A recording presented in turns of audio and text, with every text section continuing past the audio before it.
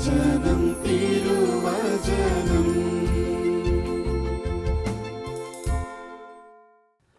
ഈശോ മിശിഹായ്ക്ക് സ്തുതിയായിരിക്കട്ടെ. നമുക്ക് ഒരുമിച്ച് പരിശുദ്ധ അമ്മയുടെ മാധ്യസ്ഥം പ്രാർത്ഥിക്കാം. ദൈവകൃപ നിറഞ്ഞ മറിയമേ സ്വസ്തി, കർത്താവ് അങ്ങയോട് കൂടെ സ്ത്രീകളിൽ അങ്ങ് അനുഗ്രഹിക്കപ്പെട്ടവളാകുന്നു. അങ്ങയുടെ ഉദരത്തിൻ്റെ ഫലമായി ഈശോ അനുഗ്രഹിക്കപ്പെട്ടവനാകുന്നു. പരിശുദ്ധ മറിയമേ തമ്പുരാൻ്റെ അമ്മേ, പാപികളായി ഞങ്ങൾക്ക് വേണ്ടി ഇപ്പോഴും ഞങ്ങളുടെ മരണസമയത്തും തമ്പുരാനോട് അപേക്ഷിച്ച് കൊള്ളണമേ. പിതാവിനും പുത്രനും പരിശുദ്ധാത്മാവിനും സ്തുതി, അതിലെ പോലെ ഇപ്പോഴും എപ്പോഴും എന്നേക്കും. ആമേൻ. ഈശ്വരേറ്റവും സ്നേഹമുള്ള സഹോദരരെ, വിശുദ്ധ മത്തായി അറിയിച്ച സുവിശേഷത്തിൽ 10-ാമത്തെ അധ്യായത്തിൽ 26 മുതലുള്ള തിരുവചനങ്ങൾ. നിങ്ങൾ അവരെ ഭയപ്പെടേണ്ട, എന്തെന്നാൽ മറഞ്ഞിരിക്കുന്നതൊന്നും വെളിപ്പെടാതിരിക്കുകയില്ല, നിഗൂഢമായിരിക്കുന്നതൊന്നും അറിയപ്പെടാതിരിക്കുകയുമില്ല. അന്ധകാരത്തിൽ നിങ്ങളോട് ഞാൻ പറയുന്നവ പ്രകാശത്തിൽ പറയുവിൻ, ചെവിയിൽ മന്ത്രിച്ചത് പുര മുകളിൽ നിന്ന് ഘോഷിക്കുവിൻ. ശരീരത്തെ കൊല്ലുകയും ആത്മാവിനെ കൊല്ലാൻ കഴിവില്ലാതിരിക്കുകയും ചെയ്യുന്നവനെ നിങ്ങൾ ഭയപ്പെടേണ്ട, മറിച്ച് ആത്മാവിനെയും ശരീരത്തെയും നരകത്തിന് ഇരയാക്കാൻ കഴിയുന്നവനെ ഭയപ്പെടുവിൻ. ഒരു നാണയത്തൊട്ടിൽ 2 കുരുവികൾ വിൽക്കപ്പെടുന്നില്ലേ? നിങ്ങളുടെ പിതാവിൻ്റെ അറിവ് കൂടാതെ അവയിൽ ഒന്നുപോലും നിലംപതിക്കുകയില്ല. നിങ്ങളുടെ തലയിലെ ഓരോ മുടി ഇഴയും എണ്ണപ്പെട്ടിരിക്കുന്നു. അതിനാൽ ഭയപ്പെടേണ്ട, നിങ്ങൾ അനേകം കുരുവികളെക്കാൾ വിലയുള്ളവരാണല്ലോ. മനുഷ്യരുടെ മുമ്പിൽ എന്നെ ഏറ്റുപറയുന്നവനെ എൻ്റെ സ്വർഗസ്ഥനായ പിതാവിൻ്റെ മുമ്പ് ഞാനും ഏറ്റുപറയും. മനുഷ്യരുടെ മുമ്പിൽ എന്നെ തള്ളിപ്പറയുന്നവനെ എൻ്റെ സ്വർഗസ്ഥനായ പിതാവിൻ്റെ മുമ്പിൽ ഞാനും തള്ളിപ്പറയും. ഈശോയുടെ മനോഹരമായ നമുക്ക് കരുത്തും പ്രത്യാശയും പ്രതീക്ഷയും എല്ലാം പകരുന്നതായ തിരുവചന ഭാഗം. നിങ്ങൾ അവരെ ഭയപ്പെടേണ്ട. ഈശോ പറയുന്നത് തൻ്റെ അപ്പസ്തലന്മാർ 12 പേരെ 2 പേരായിട്ട് പ്രസംഗിക്കാൻ അയക്കുമ്പോൾ ആ പ്രസംഗ പരിഗണനത്തെ ദൈവരാജ്യ ശുശ്രൂഷയിൽ അവർക്കുണ്ടാകാൻ സാധ്യതയുള്ള പീഡനങ്ങൾ, എതിർപ്പുകൾ, ശത്രുതകൾ, അവയുടെ നടുവിൽ എങ്ങനെ നീങ്ങണം എന്ന് കാണിക്കാൻ വേണ്ടിയിട്ടാണ്. പക്ഷെ അതിനകത്ത് നമ്മൾ ശ്രദ്ധിക്കുകയാണ് 28-ാമത്തെ തിരുവചനം. ശരീരത്തെ കൊല്ലുകയും ആത്മാവിനെ കൊല്ലാൻ കഴിവില്ലാതിരിക്കുകയും ചെയ്യുന്നവരെ നിങ്ങൾ ഭയപ്പെടേണ്ട. ശരീരത്തെ കൊല്ലാൻ പറ്റുന്നു, പക്ഷെ ആത്മാവിനെ നശിപ്പിക്കാൻ പറ്റിയല്ല. ആത്മാവിന് നാശമുണ്ടാകുന്നത് നരകത്തിലേക്ക് അത് പതിച്ചാലാണ്, നരകീയ അവസ്ഥയിലേക്ക് പാപം വഴി വീണുപോകാൻ ഇട വന്നാലാണ്. അത് ഒരു വ്യക്തി സ്വമേധയാ തയ്യാറാകാതെ ആർക്കും പറ്റുകയില്ല. അതല്ല എങ്കിൽ നരകത്തിലേക്ക് അന്ത്യവിധിയുടെ അവസരത്തിൽ എൻ്റെ പിതാവിനാൽ ശപിക്കപ്പെട്ടവരെ നിങ്ങൾ പിശാചിനും അവർ ദൂതന്മാർക്കുമായി ഒരുക്കപ്പെട്ടിരിക്കുന്ന നരകാഗ്നിയിലേക്ക് പോകുവിൻ എന്ന് പറഞ്ഞ് വിടാനായിട്ട് അധികാരമുള്ളത് ഈശോയ്ക്കാണ്, വിധിയാളനാണ്, ദൈവത്തിനാണ്. അപ്പോൾ ആ ദൈവത്തെ മാത്രം ഭയപ്പെട്ടാൽ മതി. അതല്ലാതെ മറ്റ് ഏതെല്ലാം രീതിയിലേക്ക് ഞെരുക്കമുണ്ടാക്കുന്നവർ എവിടെയെല്ലാം ഉണ്ടായാലും അവരെ നിങ്ങൾ ഭയപ്പെടണ്ട. ഇത് പറയുമ്പോൾ ഈ പിശാചിനെയും നമ്മൾ ഈ കൂട്ടത്തിൽ, ഈ പീഡകൂട്ടത്തിൽ പെടുത്തണം. പിശാചിനെ നമ്മൾ ഭയപ്പെടരുത്. ഈശോ വചനത്തിൽ എപ്പോഴും പറയുമല്ലോ ഭയപ്പെടരുത്. പക്ഷേ ഈശോ ആവർത്തിച്ച് പറയുന്നൊരു കാര്യമാണ് സൂക്ഷിച്ചു കൊള്ളണം, ജാഗ്രതയോടെ ആയിരിക്കുക. പിശാചിനെ നമ്മൾ പേടിക്കരുത്. നമുക്കറിയാം, വൈദ്യുതി ആയിട്ട് ഇടപെടുന്നിടത്ത് നമുക്ക് ഭയമല്ല വേണ്ടത്, സൂക്ഷ്മമാണ് വേണ്ടത്. ജാഗ്രതയോടെ പെരുമാറിയില്ലെങ്കിൽ വൈദ്യുതി ഷോക്കടിച്ച് നമുക്ക് അപകടം വരാം. പാമ്പിനെ നമ്മൾ പറമ്പിൽ കാണുന്ന പാമ്പിനെ നമ്മൾ പേടിക്കണ്ട, നമുക്കറിയാം. സൂക്ഷിക്കണം, അതിന് കടിയാക്കാതെ സൂക്ഷിക്കണം. പേടിക്കരുത്, ഭയം ആവശ്യമില്ല, ഭയപ്പെടരുത് എന്ന് ഈശോ പറയുകയാണ്. പിശാചിനെ നമ്മൾ പേടിക്കരുത്, ഭയപ്പെടരുത്, ഭയപ്പെടേണ്ട കാര്യമില്ല. പക്ഷെ സൂക്ഷിക്കണം. സൂക്ഷിച്ചില്ലായെങ്കിൽ നമുക്കത് അപകടം വരുത്താം. വിശുദ്ധ അമ്മ ത്രേസ്യായുടെ പുസ്തകങ്ങളിൽ നമ്മൾ വായിക്കുമ്പോൾ അവരുടെ ജീവചരിത്രത്തിൽ പൈശാചികമായ ഒരുപാട് ഉപദ്രവങ്ങൾ അവർക്കുണ്ടാകുന്നതും അവരതിനെ അഭിമുഖീകരിക്കുന്നതുമൊക്കെ നമ്മൾ വായിക്കുന്നുണ്ട്. അമ്മ ത്രേസ്യ പറയുന്ന ഒരു കാര്യം, ഏതെങ്കിലും ഒരു പ്രത്യേക സാഹചര്യത്തിൽ ഒരു ഞെരുക്കത്തിൻ്റെ പിന്നിൽ പിശാചിൻ്റെ സാന്നിധ്യം, ഇടപെടൽ അമ്മ ത്രേസ്യ തിരിച്ചറിഞ്ഞു കഴിഞ്ഞാൽ അപ്പോഴേ അമ്മ ത്രേസ്യ ആ പിശാചിൻ്റെ നേർക്ക് നോക്കിക്കൊണ്ട്, കണ്ണുകൊണ്ട് കാണാമെന്നല്ല അർത്ഥം, പക്ഷെ അവൻ്റെ സാധനം തിരിച്ചറിഞ്ഞിട്ട് അമ്മ ത്രേസ്യ പറയും, നീയാണല്ലേ. അമ്മ ത്രേസ്യയ്ക്ക് അവനോട് ഒരു പേടിയില്ല. അവനാണ് ഇതിൻ്റെ പുറകിൽ നിന്നുള്ള വ്യക്തമായി. ഇനി എന്താ ചെയ്യേണ്ടത് അമ്മ ത്രേസ്യയ്ക്ക് അറിയാം. അപ്പോൾ കരുത്തോടെ അമ്മ ത്രേസ്യ അവനെതിരെ നീങ്ങുകയാണ്. അപ്പം അങ്ങനെ പിശാചിൻ്റെ ഇടപെടലുകൾക്കെതിരെ കരുത്തോടെ നീങ്ങാനായിട്ട് നമുക്ക് സാധിക്കണം. അത് നമുക്ക് കുറച്ച് ആത്മീയ വ്യക്തതകളും ബോധ്യങ്ങളും ആവശ്യമുണ്ട്. അപ്പോൾ നമ്മൾ വായിച്ച് കേട്ടത് ആ വചനഭാഗത്ത് ഒരു 4-5 പ്രാവശ്യമാണ് ഈശോ പറയുന്നത്, ഭയപ്പെടേണ്ട. നിങ്ങളുടെ ശരീരത്തിലെ ഓരോ മുടി ഇഴയും എണ്ണപ്പെട്ടിരിക്കുന്നു. എന്നുവെച്ചാൽ ദൈവത്തിൻ്റെ പരിപാലനയിൽ ആശ്രയിക്കുക, ദൈവത്തിൻ്റെ പരിപാലനയിൽ വിശ്വസിക്കുക. 2 കാശിന് വിൽക്കപ്പെടുന്ന കുരുവികളിൽ ഒന്നുപോലും പിതാവ് അറിയാതെ നിലംപതിക്കുന്നില്ല. അപ്പോൾ അവന് കൊച്ചു കാര്യങ്ങളിൽ പോലും ദൈവത്തിൻ്റെ ശ്രദ്ധ വരുന്നുണ്ട്. അപ്പോൾ നിങ്ങൾ ഇങ്ങനെയുള്ള ഈ പൈശാചിത്യത്തെ കുറിച്ച് പേടിയല്ല വേണ്ടത്, ജാഗ്രത എടുക്കണം. 91 സങ്കീർത്തനത്തിൽ നമ്മൾ ആദ്യ വാക്യങ്ങൾ തന്നെ വായിക്കുന്നുണ്ട്, അത്യുന്നതൻ്റെ സംരക്ഷണമുള്ളത് ദൈവത്തിൻ്റെ തണലിൽ വസിക്കുന്നവർക്കാണ്. അപ്പോൾ ദൈവത്തിൻ്റെ തണൽ വിട്ടുപോകാതിരിക്കാൻ സൂക്ഷിക്കുക. അതാണ് നമ്മൾ സൂക്ഷിക്കണമെന്ന് പറയുന്നത്. ദൈവത്തിൻ്റെ തണൽ നമ്മൾ വിട്ടുപോയാൽ, ഒരു മരത്തിൻ്റെ തണലിൽ നിന്ന് മാറിപ്പോയി ദൂരെ നിന്നിട്ട് വെയിൽ കൊള്ളുകയാണ് എന്ന് പറഞ്ഞിട്ട് കാര്യമില്ല. ഒരു വീടിൻ്റെ തണൽ വിട്ടുപോയിട്ട് വീടിന് സംരക്ഷണമില്ല എന്ന് പറഞ്ഞിട്ട് കാര്യമില്ല.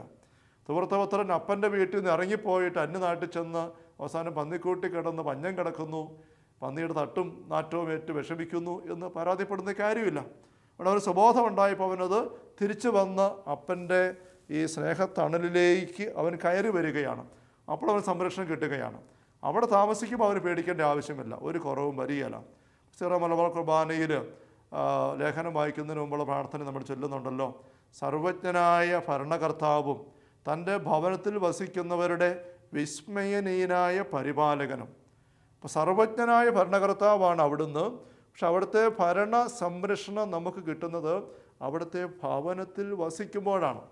തൻ്റെ ഭവനത്തിൽ വസിക്കുന്നവരുടെ വിസ്മയനീയനായ പരിപാലകനാണ്.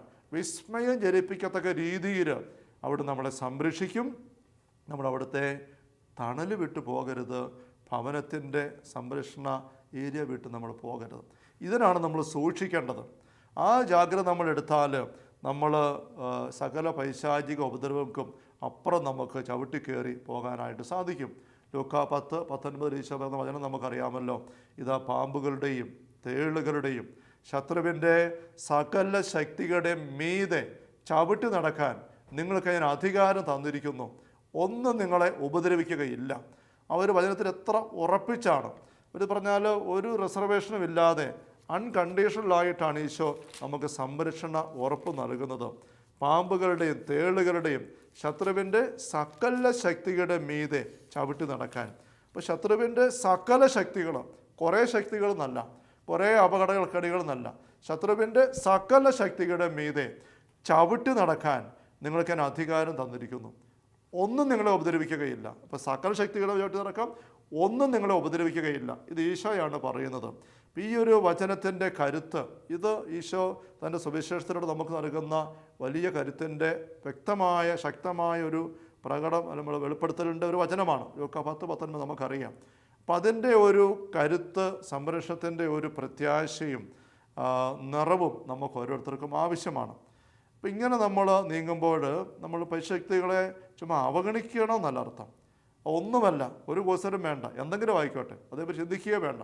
ചിലപ്പോഴൊക്കെ ചില ആൾക്കാർ ചിന്തിക്കുന്നു, ഞങ്ങൾ മാമോദിസ മുങ്ങിയവരാണ്, ഞങ്ങൾ പള്ളിയിൽ പോവുകയും പ്രാർത്ഥിക്കുകയൊക്കെ ചെയ്യുന്നവരാണ്, അതുകൊണ്ട് ഞങ്ങൾക്കെതിരെ ഇങ്ങനെയുള്ള തിന്മയൊന്നും വരികയില്ല, അതേപറ്റി പേടിക്കേണ്ട കാര്യമൊന്നുമില്ല എന്നുള്ള ചിന്ത പലപ്പോഴും കാണാറുണ്ട്.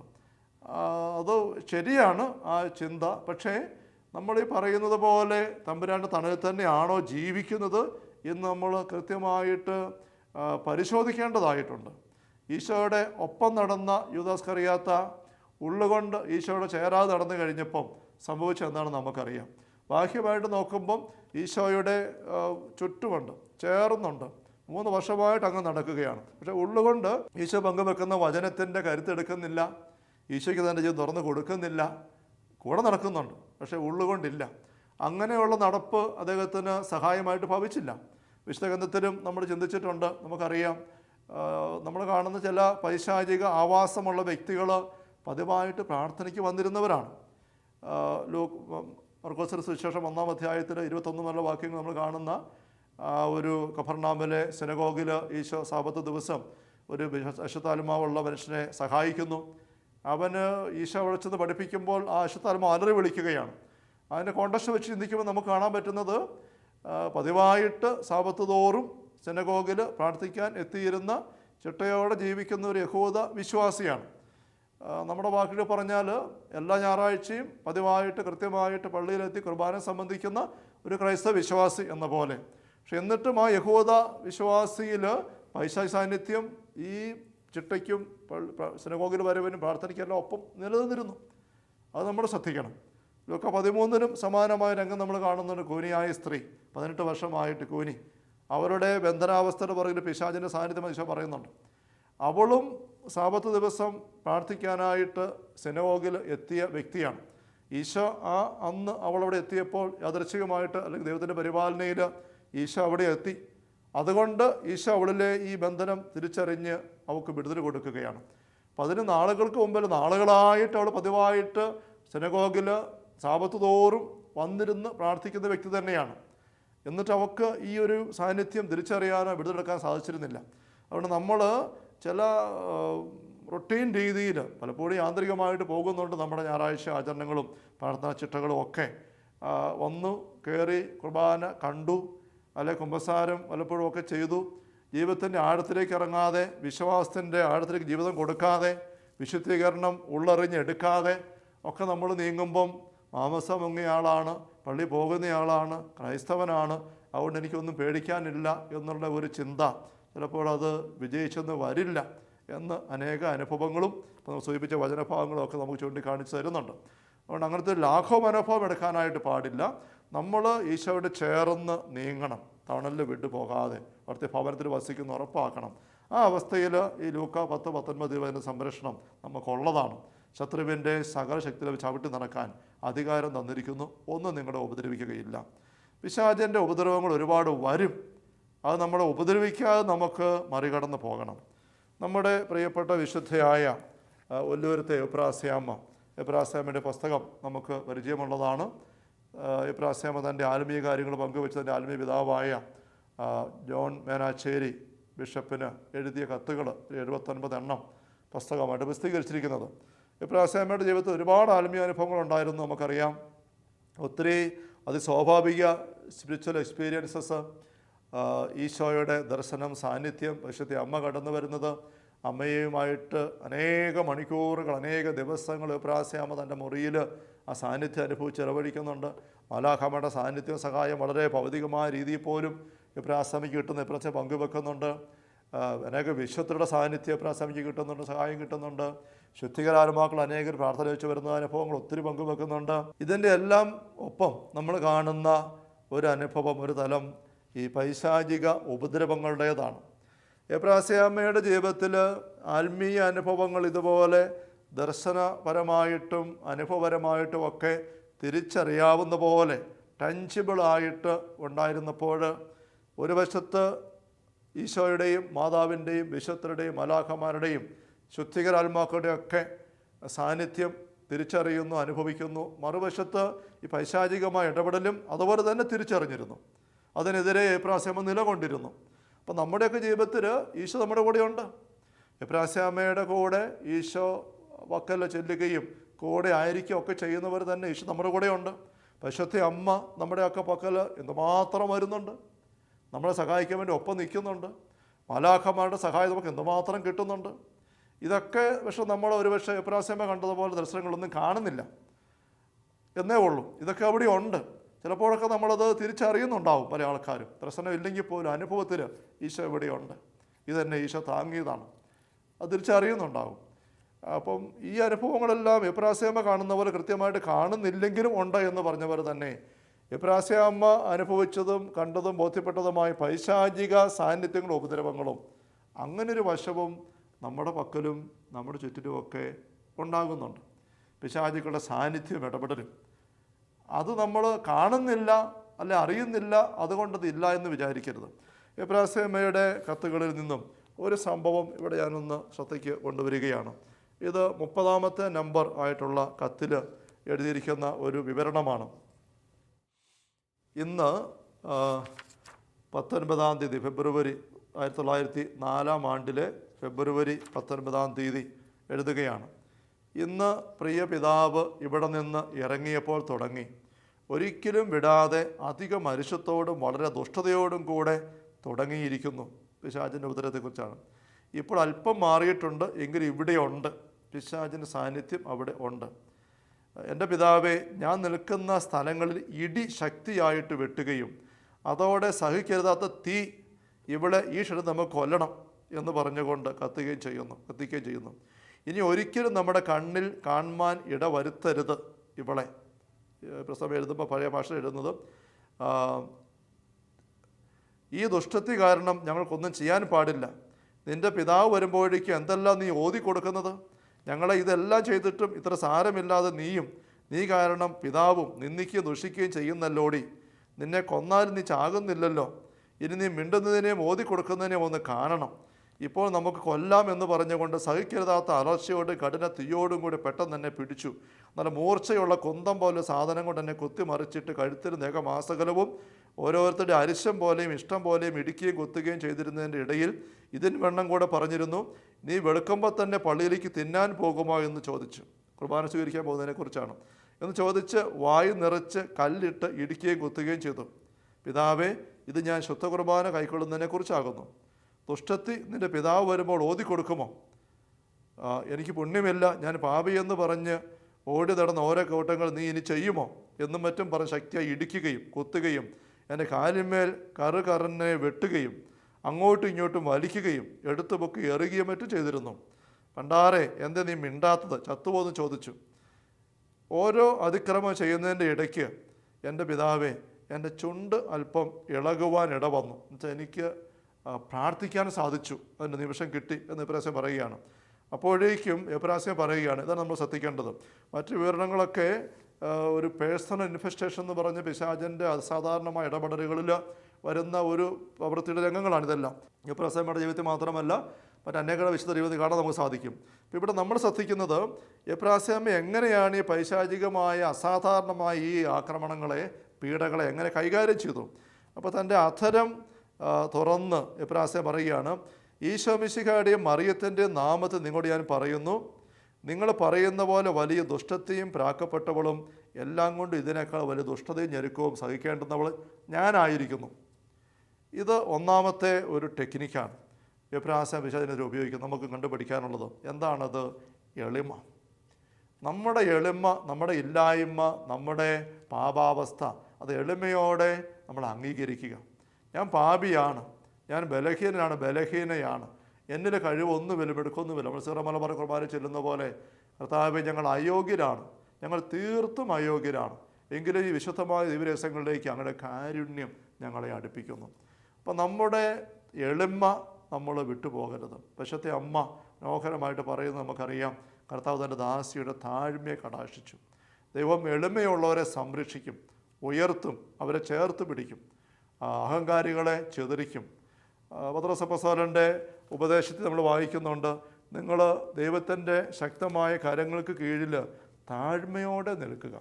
പത്രോസിൻ്റെ 1-ാമത്തെ ലേഖനത്തിൽ 5-ാമത്തെ അധ്യായത്തിലെ പ്രസിദ്ധമായ മുന്നറിയിപ്പ് 6-ാം വാക്യം, ദൈവത്തിൻ്റെ ശക്തമായ കരത്തിന് കീഴിൽ നിങ്ങൾ താഴ്മയോടെ നിൽക്കുവിൻ, അവിടെ തക്ക സമയത്ത് നിങ്ങളെ ഉയർത്തിക്കൊള്ളും. പത്രോസ് അപ്പോസ്തലന് തന്നെ ജീവിതത്തിലേക്ക് നോക്കുമ്പം ഇല്ലാതെ പോയി അപകടമുണ്ടായ ഒരു കാര്യമാണ് ഈ താഴ്മ. അദ്ദേഹം തിരിച്ചറിയുന്നുണ്ടാവും. ഈ അന്ത്യത്താഴ വേളയിൽ ആരെല്ലാം ഉപേക്ഷിച്ചാൽ ഞാൻ തന്നെ ഉപേക്ഷിക്കുകയില്ല, നിനക്കുവേണ്ടി മരിക്കേണ്ടി വന്നപ്പോൾ ഞാൻ നിന്നെ വിട്ടു പോവുകയില്ല എന്നൽപ്പം അമിതമായ ആത്മവിശ്വാസത്തോടെ, അഹങ്കാരത്തോടെ അപ്പോസ്തലനൊന്ന് പറഞ്ഞു. അവിടെ സംഭവിച്ചത് എന്താണെന്ന് അപ്പോസ്തലൻ അനുഭവിച്ചു.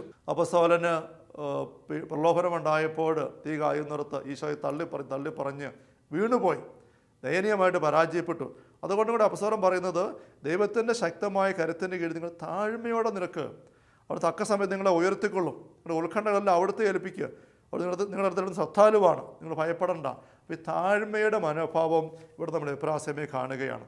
അവിടെ നമ്മുടെ ജീവിതത്തിലെ കുറവുകൾ, പോരായ്മകൾ, പഴയ പാപങ്ങൾ എന്തുമാകട്ടെ, സ്നേഹമുള്ളവരെ എളിമയോടെ അംഗീകരിച്ച് മറ്റൊരിക്കൽ ഇപ്രാസയം പറയുന്നുണ്ട്, അതെ ഞാൻ അങ്ങനത്തെ പാപം ചെയ്ത വ്യക്തിയാണ്, പക്ഷേ എൻ്റെ തമ്പുരാന് ഞാൻ അതെല്ലാം പറഞ്ഞ് ഏൽപ്പിച്ചു കൊടുത്തു, കുമ്പസാരിച്ചു, അവിടുന്ന് എല്ലാം ഏറ്റെടുത്തു, അവിടുത്തെ രക്തത്തിൻ്റെ ഒരു തുള്ളി മതി എൻ്റെ പാപമെല്ലാം നീങ്ങാൻ.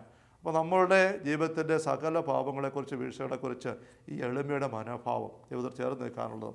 വീണ്ടും ഇപ്രാസയം പറയുകയാണ്, നിശ്ചയമായിട്ട് എന്നായിരുന്നാലും ഈശോമിശിഹായുടെ തിരിച്ചോരയും തൻ്റെ സർവ്വയോഗ്യതകളും എനിക്കായിട്ട് ഉള്ളതായിരിക്കുന്നു. തൻ്റെ തിരുഛായ എന്നെ പതിച്ചിരിക്കുന്നത് ദുഷ്ടാരൂപിയിലായിരിക്കും. നിങ്ങൾ കാണുന്നില്ലേ, നിശ്ചയമായിട്ട് താൻ എന്നെ രക്ഷിക്കും. അപ്പോൾ ഈ എബ്രാസയുടെ പ്രത്യാശ എവിടെയാണ്? ഈശോയുടെ പരിഹാര യോഗ്യതയിലാണ്. ഈശോയുടെ പരിഹാര യോഗ്യത, അവിടുത്തെ കരുണയിൽ അവിടെ നമുക്ക് വേണ്ടി നേടിവെച്ചിരിക്കുന്ന യോഗ്യത, പ്രത്യേകിച്ച് അവിടുത്തെ തിരുരക്തം, ഈശോമിശിഹായുടെ തിരിച്ചോരയും തൻ്റെ സർവ്വയോഗ്യതകളും എനിക്കായിട്ടുള്ളതാകുന്നു. നമ്മൾ കുർബാന അർപ്പിക്കുമ്പം ഈശോയുടെ ആ പരിഹാര യോഗ്യതകളിലേക്ക് നമ്മുടെ ജീവിതത്തെ മുഴുവൻ എടുത്തു വെക്കുന്നത്. ഈശോ പിതാവിൻ്റെ മുമ്പിൽ അർപ്പിച്ച പരിഹാര ബലിയിലേക്ക്, ആ കുരിശൻ്റെ ചുവട്ടിലേക്ക് നമ്മൾ കയറി നിന്നുകൊണ്ട് അതിൻ്റെ സംരക്ഷണം, തള്ളക്കോഴി കുഞ്ഞുങ്ങളെ ചിറകുകൾക്കുള്ളിൽ കാക്കുന്ന പോലെ നിങ്ങളെ കാക്കാൻ എന്തുമാത്രം ആഗ്രഹിച്ചു എന്ന് ഈശോ യഹൂദരോട് പറഞ്ഞു. ആ ഒരു സംരക്ഷണം നമ്മൾ സ്വന്തമാക്കുന്ന അനുഭവമാണ് ഒരു കുർബാനയെ സംബന്ധിക്കും, ബലിയെ സംബന്ധിക്കുമ്പോൾ. അത് തന്നെ നമ്മൾ മറ്റവസരത്തിലും കുർബാന സംബന്ധിക്കുന്ന ദേവാലയത്തിലെത്തി ഒരു കുർബാനയുടെ അവസരത്തിൽ മാത്രമേ നമുക്കത് സ്വന്തമാക്കാൻ പറ്റുകയുള്ളൂ. നമുക്ക് വീടുകളിലായിരിക്കുമ്പം ഏത് സമയത്തും ഈ കുരിശിൻ്റെ തണലിലേക്ക് കയറി നിൽക്കാനുള്ള അവസരം നമുക്ക് ഈ നാളുകളിൽ ഈശോ നൽകിയിരിക്കുന്നതാണ് കരുണ കൊന്ത.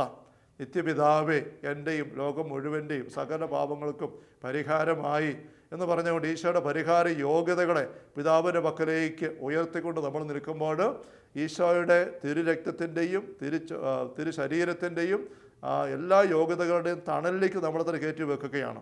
അപ്പോൾ നമുക്ക് ആശ്രയിക്കാനുള്ള ഇടം ഇതാണ്, ഈശോയുടെ ഈ പരിഹാര യോഗ്യതകൾ. അത് എബ്രാസ്യമ്മ കരുത്തോടുകൂടെ പറഞ്ഞ് എടുക്കുകയാണ്. ഇത് രണ്ടാമത്തെ കാര്യം.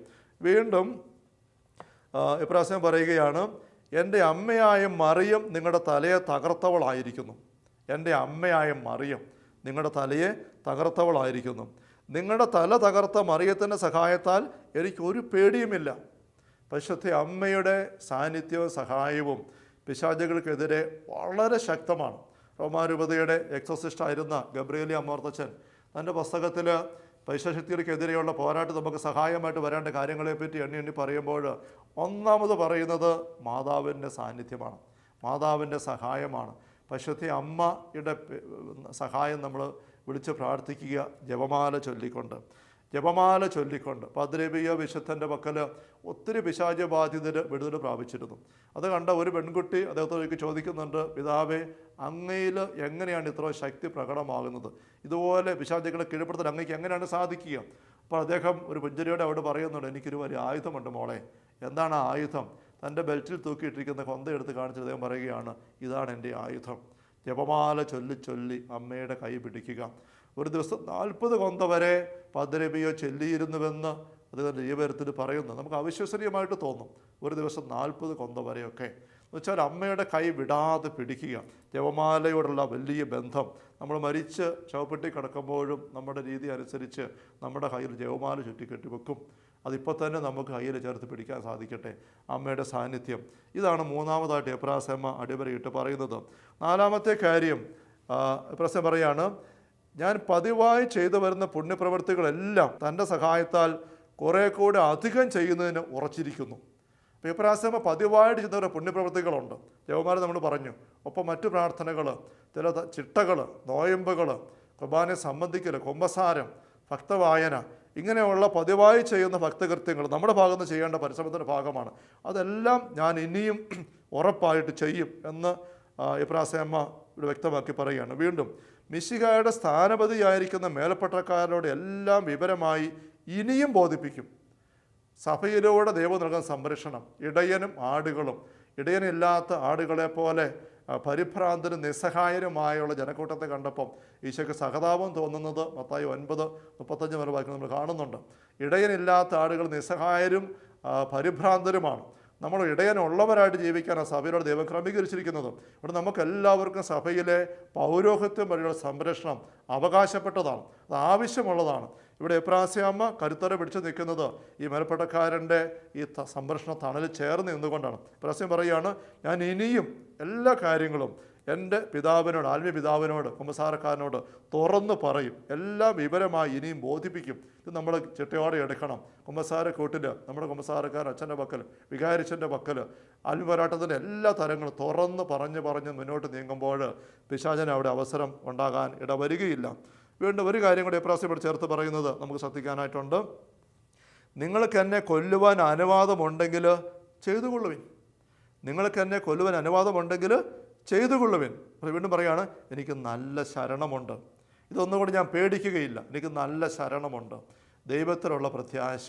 ഇനി നിങ്ങൾ എന്തുമാത്രം എന്നെ ചെയ്താലും, ഞാൻ ഉരുണ്ട് വീണാലും, എനിക്ക് രോഗങ്ങൾ വന്നാലും, സാമ്പത്തിക തകർച്ചയുണ്ടായാലും, എന്തെല്ലാം തകർച്ച എനിക്ക് ഏതെല്ലാം രീതിയിലുണ്ടായാലും ഞാൻ പേടിക്കുകയില്ല. കാരണം എൻ്റെ തമ്പുരാൻ എൻ്റെ കൂടെയുണ്ട്.